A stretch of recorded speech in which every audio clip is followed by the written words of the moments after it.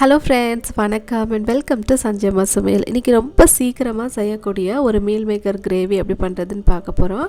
ஒரு பாத்திரத்தில் நம்ம 1 கப் அளவுக்கு மீல் மேக்கர், அதுக்கப்புறமா நல்லா கொதிக்கிற தண்ணியை விட்டு ஒரு 10 நிமிஷம் மூடி போட்டு வச்சிடணும்.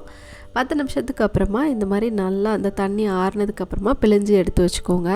இப்போ ஒரு பாத்திரம் வச்சுட்டு அதில் 2 டேபிள் ஸ்பூன் அளவுக்கு எண்ணெய் ஊற்றிட்டு ஒரு அரை டேபிள் ஸ்பூன் அளவுக்கு காஷ்மீரி மிளகாய் பொடி, 1/4 ஸ்பூன் அளவுக்கு மஞ்சள் பொடி போட்டு நம்ம புழிஞ்சு எடுத்து வச்சுருக்கிற இந்த மீல் மேக்கரை இந்த அளவுக்கு வரட்டி தனியாக எடுத்து வச்சுக்கோங்க. இப்போ அதே பாத்திரத்தில் 2 டேபிள் ஸ்பூன் அளவுக்கு எண்ணெய் ஊற்றிட்டு பட்டை, கிராம்பு, ஏலக்காய் சேர்த்துட்டு ஒரு பொடிசாக நறுக்கின வெங்காயத்தையும் சேர்த்து நல்லா வதக்கிக்கோங்க. வெங்காயம் வதங்கிட்டு இருக்க நேரத்தில் ஒரு தக்காளி பழத்தை நல்லா மிக்சியில் மைய அரைச்சி எடுத்து வச்சுக்கோங்க. இப்போ இதில் 1 ஸ்பூன் அளவுக்கு இஞ்சி பூண்டு பேஸ்ட்டு, 1/2 ஸ்பூன் அளவுக்கு தனி மிளகாய் பொடி, 1/4 ஸ்பூன் அளவுக்கு மிளகு பொடி, 1/4 ஸ்பூன் அளவுக்கு மஞ்சள் பொடி, இவ்வளோத்தையும் சேர்த்து லைட்டாக இந்த மாதிரி பரட்டி விட்டுக்கோங்க. இப்போ நம்ம அரைச்சி வச்சுருந்த தக்காளி விழுதை உள்ளே சேர்த்து பச்சை வாசனை போகிற வரைக்கும் ஒரு 2 நிமிஷம் வதக்கி எடுத்தால் போதும்.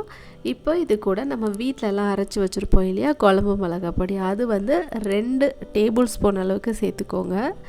இதுக்கப்புறமா நம்ம இதோட பச்சை வாசனை போகிற வரைக்கும் ஒரு நிமிஷம் வதக்கிட்டு இப்போ இதில் நம்ம பரட்டி எடுத்து வச்சுருக்கிற மீல் மேக்கரை உள்ளே சேர்த்துக்கோங்க. உள்ளே சேர்த்துட்டு அந்த மசாலாலாம் நல்லா அந்த மீல் மேக்கரில் படும்படி நல்லா கிளறி விட்டுக்கோங்க.